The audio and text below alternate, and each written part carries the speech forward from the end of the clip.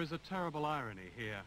While the rich world lectures the poor on the importance of preserving the environment, the IMF and the banks tell the people of the Philippines they must export in order to pay off the debt.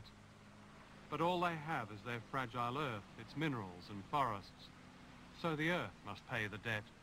The mangroves are plundered, the coral reefs torn up so that chunks of it and tropical fish can be sold to America, and the destruction of the great rainforests is almost complete.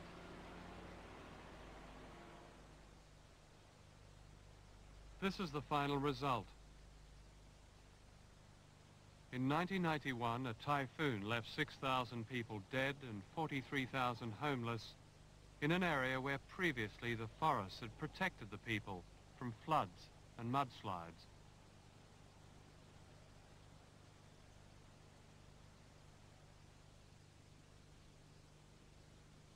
By the year 2000, hardly a tree will be left standing. Forests as big as Denmark have been wiped out, bringing to an end one of the richest ecosystems on the planet, the home of thousands of species of plants and animals. The environment is probably the major victim next to human beings of the debt crisis, if only because countries are obliged to cash in their resources. They must cut down their forests. They must dig up their minerals and ruin their land, producing cash crops so that they can earn enough hard currency to keep on paying the debt. There is an almost perfect correlation between the top debtors and the top deforesters. It's a striking correlation.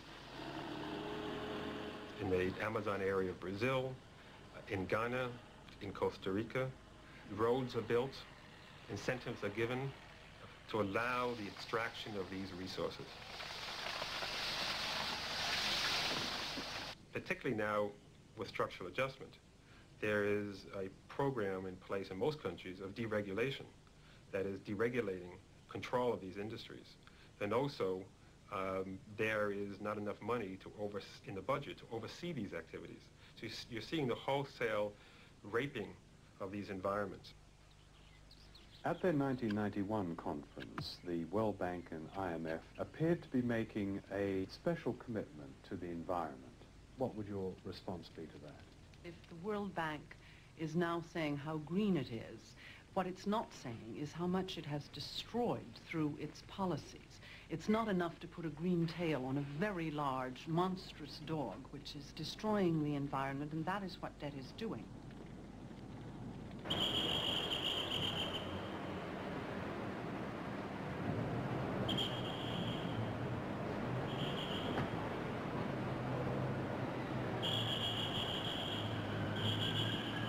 Welcome to the World Bank and International Monetary Fund conference in Bangkok.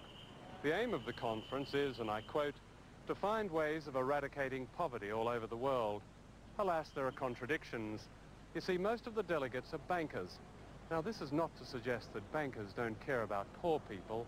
It's just that some things are hard to explain, such as why officials of the World Bank spend, in their pursuit of solutions for the poor, an estimated $45 million a year flying first class and staying in five-star hotels. And why at this conference, chefs have been flown in, especially from Paris, to a country where children still die from malnutrition, and why they need to be shadowed by more doctors than most people in Southeast Asia see in a lifetime. Fortunately, the people who can best advise them on how to eradicate poverty are just across the road.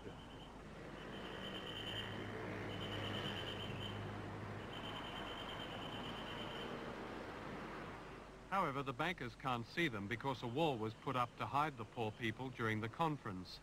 The people responded by painting the wall in bright colors in order to attract attention. No doubt worried that the delegates might spot the odd poor person, the government then had buses parked in front of the wall.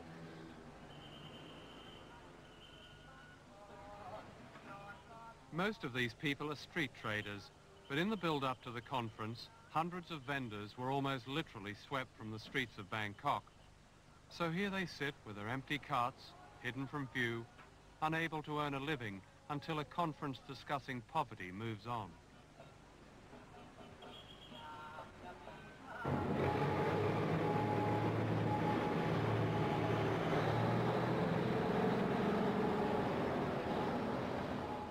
For years, one of the landmarks of Bangkok as you drove in from the airport was a community of people living beside these railway tracks.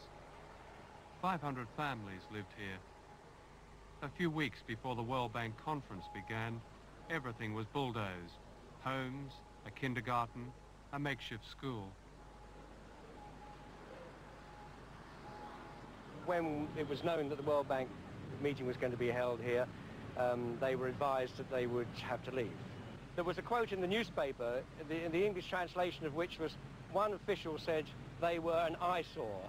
Now that word went around. People didn't forget that word. A lot of the slum people said, look, we're not an eyesore. These are the homes of poor workers. But unfortunately it was regarded as such. They're very untidy, they're very scrappy looking homes, and there was some kind of thinking at the time that they should be tidied up. And either you build a wall around them or you move them away. And that's what happened. So the bankers, the delegates of the conference wouldn't see them, is that? I think that was the idea, yes. They weren't rehoused. They rebuilt their homes 500 yards further down the line, where they couldn't be seen from the road. An added effect for many of them was unemployment, because in the move they couldn't turn up for work and lost their jobs. One of the reasons the World Bank and IMF chose Bangkok for their conference was that they regard Thailand as an economic model for other countries to follow.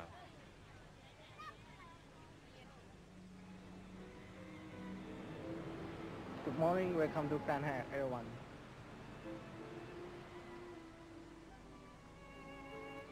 Good morning, welcome to Regent Hotel.